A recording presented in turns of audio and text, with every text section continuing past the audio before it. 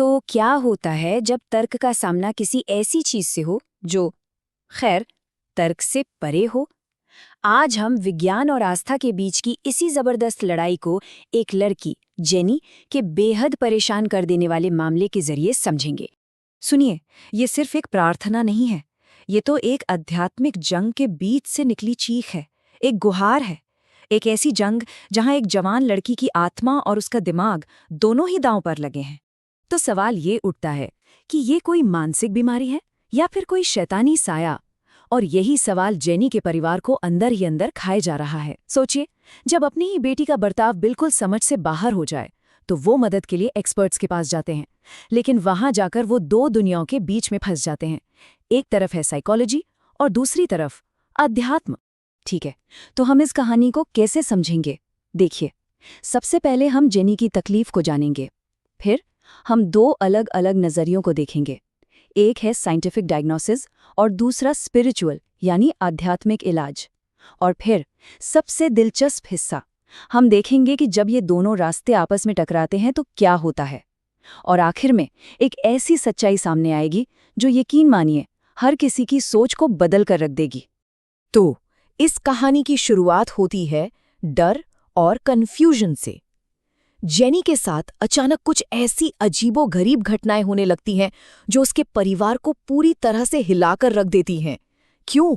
क्योंकि उनके पास जो भी लॉजिक था, जो भी साइंस की समझ थी, वो सब फेल हो जाती है।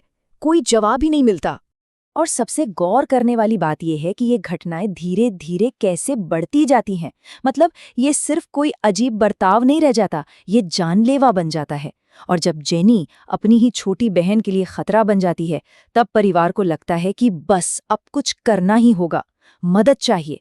पर सवाल ये था, कैसी मदद? और बस यहीं से असली टकराव शुरू होता है।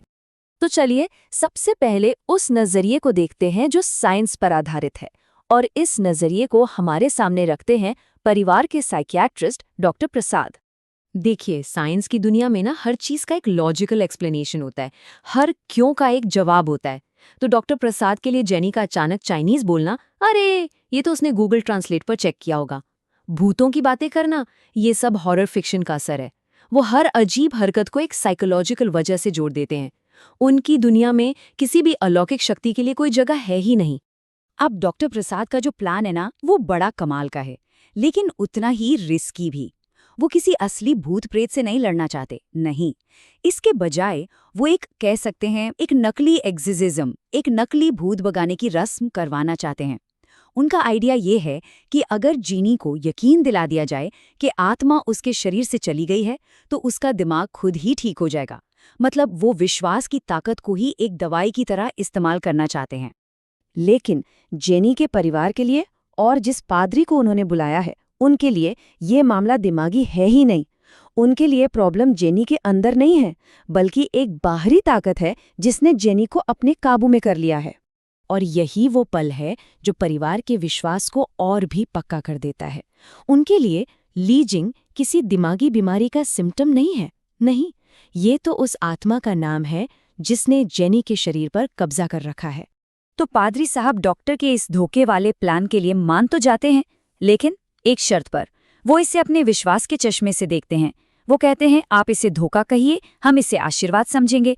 और बस यहीं से इरादों की असली टक्कर के लिए स्टेज तैयार हो जाता है। और ये सब हमें सीधा ले आता है उस भूत भगाने की रस्म वाले कमरे में, जहां साइकियाट्रिस्ट का कंट्रोल्ड एक्सपेरिमेंट पादरी के विश्वास भरे अनुष्ठान से सीधे सीधे टकराने वाला है। और यहीं पर सारा पावर डायनामिक्स, सारा खेल ही पलट जाता है। वो जो शांत क्लिनिकल माहौल था ना, वो एक हिंसक खौफनाक हकीकत में बदल जाता है। एक ऐसी हकीकत जिसे साइंस कंट्रोल नहीं कर सकता।